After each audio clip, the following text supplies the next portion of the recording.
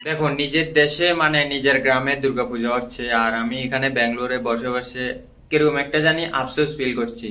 তাই আজকে আমি ডিসাইড করলাম, ভাই যাওয়ার হবে আজকে আমি মানে দুর্গাপুজো দেখতে যাব।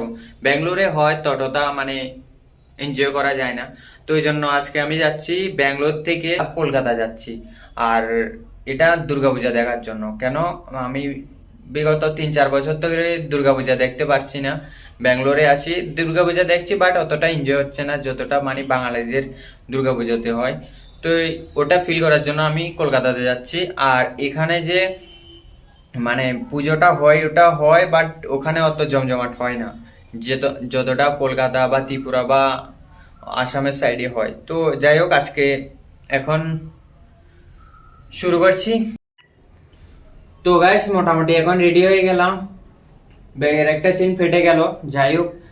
আর একটা ফোন দিয়ে ভিডিও করছি আর একটা ফোন দিয়ে ইয়ে করছি, আর এটাতে ক্যামেরা ভালো আসে না, আর এটার ক্যামেরা ট্যামেরা সব ফেটে গেছে।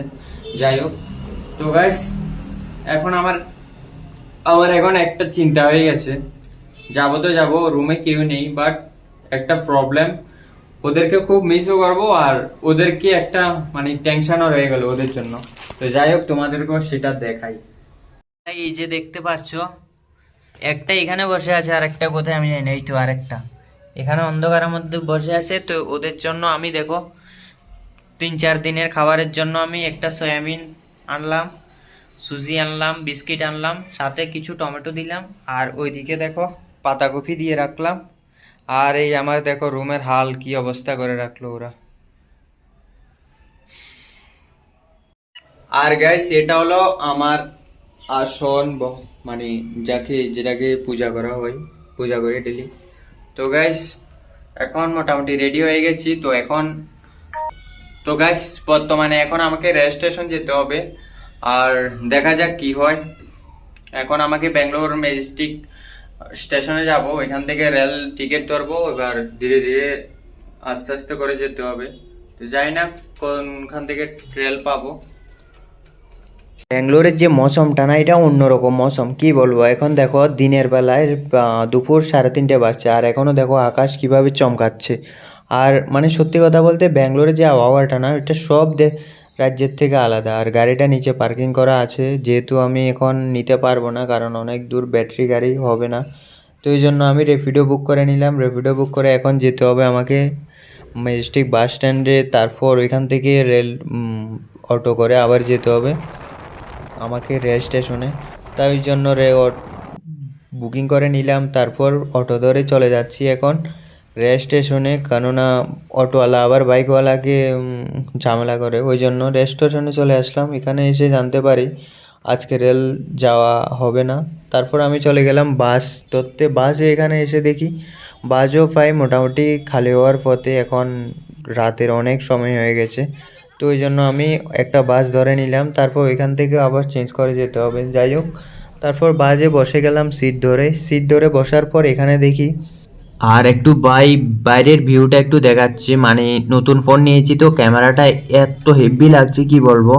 এখানে অটো স্ট্যান্ড, এটা একটা ছোট একটা অটো স্ট্যান্ড, আর চারপাশে একটু খাবারের দোকানগুলি আছে।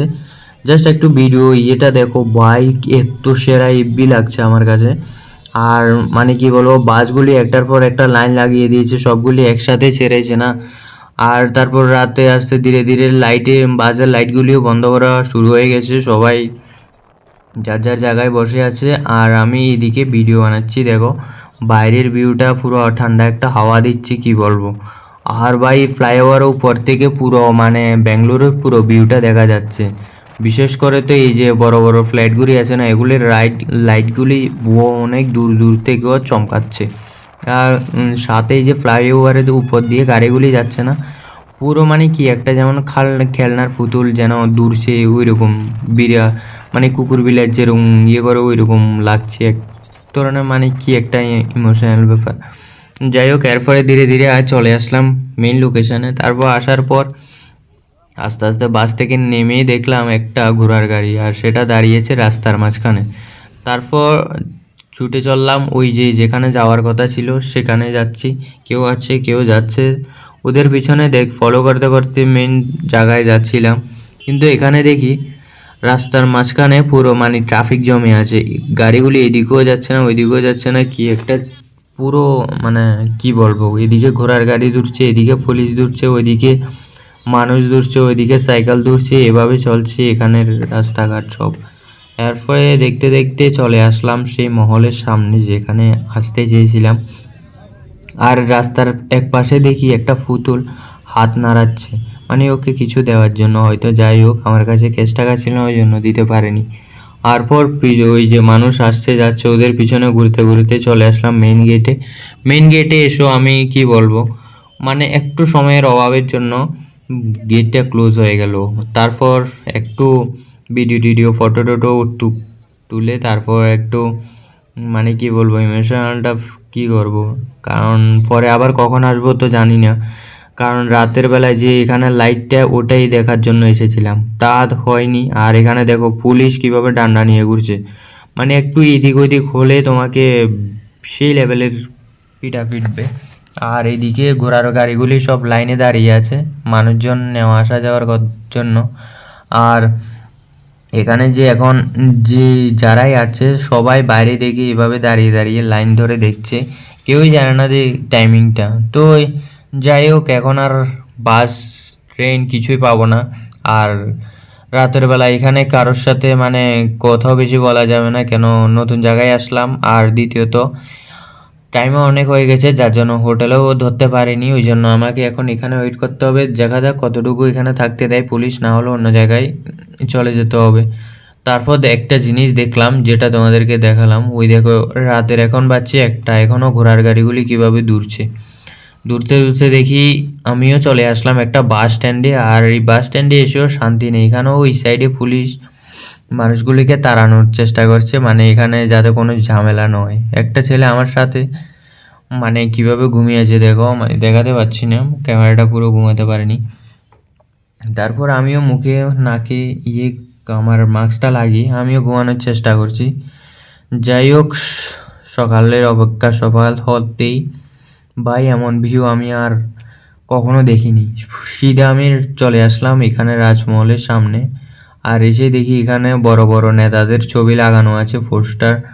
আর আকাশের মেঘগুলি যেন এক জায়গায় পুরো থমকে দাঁড়িয়ে আছে। আর গাছপালাগুলিও সেমন, সেই কোনো বাতাস টাতাস নেই, একদম এক জায়গায় নিরিবিলি হয়ে দাঁড়িয়েছে।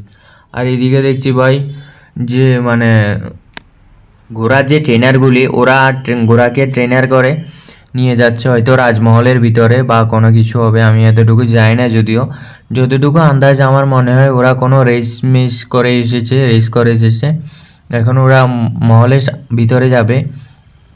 আর এখানে দেখি ভাই মহলের কাছে একটা মানে জায়গা আছে, এখানে কি ফায়ার হচ্ছে, ফায়ারটা কি কারণ হচ্ছে যদিও জানি না, একটু আওয়াজটা একটু শুনো ভাই।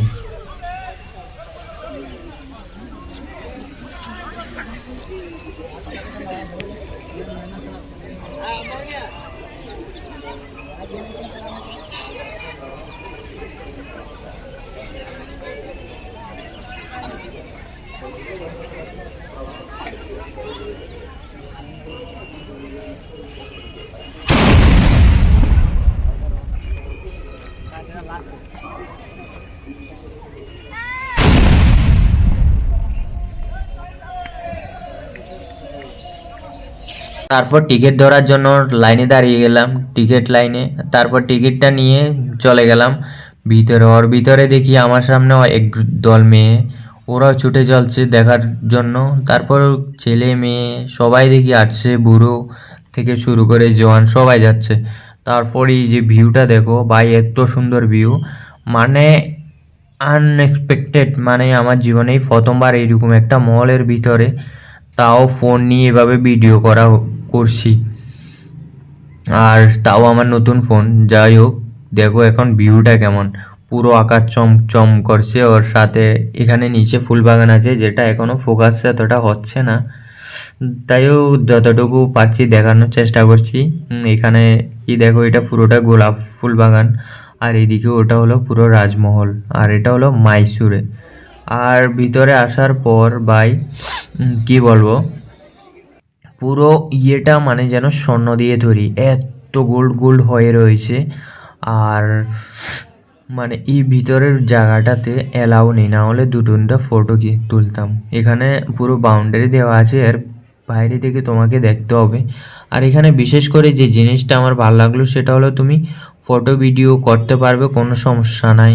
আর এটা হলো আগেরকার রাজাদের সৈন্যবাহিনীরা যেভাবে যুদ্ধ করতো, একটার পর একটা ফটো এখানে ফ্লেমে লাগানো আছে। আর সবাই ভিড়াভিড়ি, অনেক ভিড় হয় যখন ওই দশরার সময় হয়, তখন এখানে অনেক মানুষ অন্য অন্য জায়গা থেকে আসে, অনেক ভিড় হয় এখানে। আর এখানে এইগুলি হলো মানে যার যার আগের কামরার ভিতরে যে বক্সগুলি থাকতো, যেখানে মানুষ গয়নাগাটি, সরি মানুষ না, মানে যে রাজার মহলের যে যারা থাকতো, রাজার স্মৃতিগুলি আর কি, যেখানে রাজার স্বর্ণ মুদ্রা সব রাখতো, ওই জিনিসগুলি। বহুতই একটা অন্যরকম দৃশ্য। এখানে দেখি মহাত্মা গান্ধীও আছে। আর এটা হলো ঠিক রাজার মহলের ভিতরে যে উঠান আমরা যাকে বলি বাংলা ভাষায়, সেই উঠানটা। এখানে পুরো সাইডের দিকে ঘিরানো, উপর থেকে একটা প্লাস্টিকের কিছু গ্লাস লাগানো আছে। আর এখানের বোধ থেকে রাজার রাজত্ব চালায় এখান থেকে দাঁড়িয়ে। আর এই পুরো দিকটা হলো মানে কি বলবো, খুব একটা সৌন্দর্যের জায়গা, যেখানে রাজার রাজত্ব চালাতো। আর এখানে ভিডিও করার সময় আমাকে কিছু লোক মানে ভিডিও করতে দেয়নি, আমার ক্যামেরা নামানোর চেষ্টা করেছি, কিন্তু আমি নামাতে করিনি। ভাই যার মতো ভিডিও তুলছি, কিন্তু আমি আমার মতো করছি, কিন্তু একটা লোক আমার সবসময় পিছনে আসতো আর আমাকে ক্যামেরা নামানোর কথা বলতো, কেন জানি না। যাই হোক, ওর কথা ছাড়ো। তো এরপরে এই জায়গাটা অনেক একটা মানে খুব সেরা ফিল এসেছিলো, যার কারণে ভিডিওটা করলাম। এরপরে দেখি এখানে যে হাতিগুলি ছিল এগুলিরও নাম আছে, একটার নাম ভীমা, একটার নাম আরও অনেক কিছু আছে, আমার সবগুলির নাম জানি না। এগুলিকে নাম ধরে ডাকানোর পর এগুলি মাথা তুলে তোমাকে ইশারায় মানে বুঝবে ওটার নাম ও। যেমন একটাকে সবাই ভীমা ভীমা বলে ডাকছিল, তখন ওই জন্য বুঝতে পারলাম একটার নাম ভীমা। আর এটা হলো দেখো বেক গেট, মানে ঠিক রাজমহলের ব্যাক গেটটা। আর এটা হলো আমি পুরো সামনে থেকে এখন দেখাচ্ছি, মানে রাজমহলটা। এখান থেকে পুরো রাজমহলের মানে যে সামনের লুকটা পুরোটা এখান থেকে আসা যায়। আর ওইখান থেকে ঠিক সামনে থেকে রাজার সব সাম্রাজ্য দেখা যায়। আর আকাশ এমন চমকানো, যার কারণে এখানে ধূপে মানে চোখ পুরো মেলে রাখা অনেকটাই অসুবিধাজনক হয়ে ওঠে। তো ভিডিওটা কেমন লাগলো অবশ্যই কমেন্ট করে জানাও, ভালো লাগলে একটা লাইক করে দাও। আর ভিডিওটা এখানে আমি শেষ করছি।